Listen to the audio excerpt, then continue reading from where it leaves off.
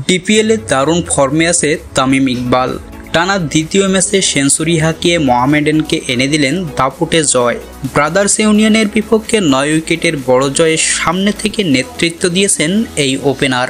সাভারের বিকেএসপি ৩ নম্বর মাঠে টস হেরে ব্যাটিংয়ে নেমে ৪৮.৪ ওভারে মাত্র ১৮৭ রানেই অল আউট হয় ব্রাদার্স ইউনিয়ন। দলের হয়ে সর্বোচ্চ ৪৩ রান করেন ইমতিয়াজ হোসেন। আইস মোল্লার ব্যাট থেকে আসে ৩২ রান। মোহামেডানের বোলারদের মধ্যে সবচেয়ে উজ্জ্বল ছিলেন তাইজুল ইসলাম। ১০ ওভারে ৩১ রান নিয়ে শিকার করেন ৪ উইকেট। ৩ উইকেট নিয়েছেন আবু হায়দার রনি। ছোট লক্ষ্য তাড়া করতে নেমে শুরুতেই ২ রানে আউট হন মেহেদী হাসান মিরাজ। তবে তামিম ইকবালের দুর্দান্ত সেঞ্চুরির সঙ্গে মাহিদুল ইসলামের ৭১ রানের অপরাজিত ইনিংসে সহজেই জয় তুলে নেয় মোহামেডান। ৯৬ বলে ৯-৪ আর ৪ ছক্কায় ১০৫ রানে অপরাজিত থাকেন তামিম। মাহিদুল ৯৫ বলে ৭১ রান করে দলের জয় নিশ্চিত করেন।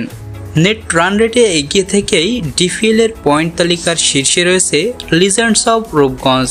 আজ প্রাইম ব্যাংকে ৮ উইকেটের বড় ব্যবধানে হারিয়ে ৬ পয়েন্ট নিয়ে সবার উপরে অবস্থান করছে দলটি।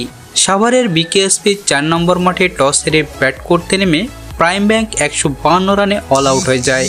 ওপেনার মোহাম্মদ নাঈম এক প্রান্তে আগলে রেখে ৮৩ বলে ৮১ রান করলেও বাকিরা ব্যর্থ হন। দ্বিতীয় সর্বোচ্চ ২০ রান করেন শাহাদাত হোসেন। রূপগঞ্জের হয়ে বল হাতে সবচেয়ে সফল ছিলেন সাইফ হাসান। ১০ ওভারে ৩৭ রান দিয়ে নেন ৪ উইকেট। ৩ উইকেট নেন তানজিম হাসান। মাত্র ১৫২ রানের লক্ষ্য তাড়া করতে নেমে ১৬০ বল হাতে রেখেই জয় তুলে নেয় রূপগঞ্জ। ওপেনার সাইফ হাসান ১৬ রান করেই আউট হলেও তানজিদ হাসানের ৪৯ বলে ৬৮ ও সৌম্য সরকারের অপরাজিত ৫০ রানের ইনিংসে সহজ জয় পায় দলটি।